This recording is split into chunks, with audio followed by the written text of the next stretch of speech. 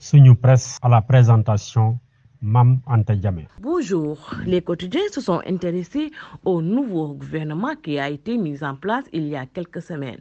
Sonko 1 entre en action, affiche par exemple Sud Quotidien au sujet de la nouvelle équipe gouvernementale dirigée par Ousmane Sonko, Premier ministre nommé par le nouveau président Bassirou Diomaye Faye. Entre formation des cabinets et autres promotions dans les différentes directions nationales, les choses devraient s'accélérer pour la matérialisation du projet du président Bassirou Diomaye Faye intitulé Pour un Sénégal souverain, juste et prospère, écrit Sud Quotidien. Dans les colonnes de Vox Populi, l'économiste financier Alassane Di Aboukama prévient cependant de ne pas trop rêver, la réalité du pouvoir étant différente de la rhétorique de l'opposition, qui ne gère que des concepts. Ils doivent aller vite avant que la liesse et l'énergie qui ont accompagné la rupture ne s'émoussent, dit-il, en parlant du nouveau tenant du pouvoir. Mais il faut savoir garder espoir à écouter Alakan, membre et cerveau de Magui-Pastef, du nom de la structure regroupant les anciens du parti du président Bassirou Diomaye Faye. Maintenant, nous allons enterrer le système, assure-t-il à la une du quotidien Bosby le jour. Des gens vont rendre compte de leur gestion, promet cet ancien inspecteur des impôts et domaines, 88 ans, qui murmure à l'oreille de Sonko dans son cabinet politique. Le Sénégal peut battre sa monnaie avant 2029, soutient-il par ailleurs, pour parler de la sortie du franc CFA, un des points importants du programme du nouveau régime. Le nouveau pouvoir continuant de prendre ses marques. Plusieurs quotidiens, dont Le Soleil, annoncent que le président Bassirou Diomaye Faye est attendu en Mauritanie ce mercredi pour son premier déplacement à l'étranger depuis son installation début avril. Une visite d'amitié et de coopération aux enjeux multiples pour ces deux pays unis par la culture, l'histoire et la géographie, souligne Le Soleil.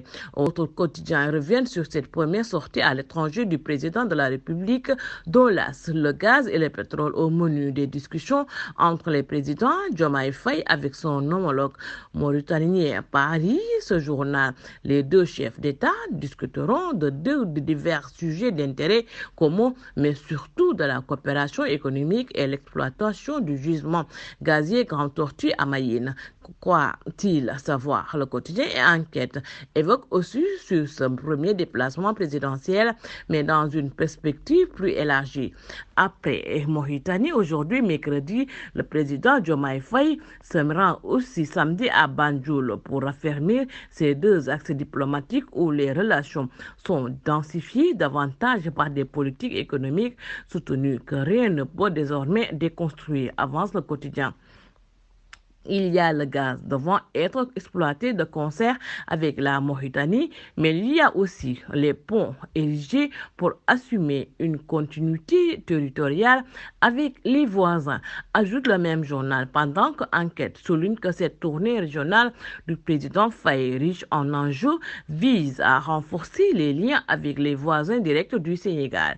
Elle vise aussi à promouvoir une série d'initiatives bilatérales dont des domaines clés tels que la sécurité et la gestion des ressources naturelles, la démarche qui s'inscrit dans un contexte de collaboration accrue et de défis communs, compte tenu de l'importance stratégique des relations entre ces deux nations ouest-africaines, explique le journal Enquête. Wolf Quotidien fait revenir à des sujets domestiques en parlant de la déclaration de politique générale que le Premier ministre Ousmane Sonko va effectuer prochainement à l'Assemblée nationale. Gros risque pour Sonko, affiche le journal à sa une, pour dire que le groupe parlementaire auquel appartient le nouvel exécutif étant minoritaire, un risque de motion de censure plane sur lui. C'est oublier que le dialogue des institutions a déjà commencé. Les quotidiens Les Échos rapportent en effet que le chef de l'État a reçu hier, mardi, le président de l'Assemblée nationale, Diomaye Faye, et Amadou Mame Diop se parlent, titre le journal, insistant sur la nécessaire collaboration entre les deux institutions pour éviter tout blocage.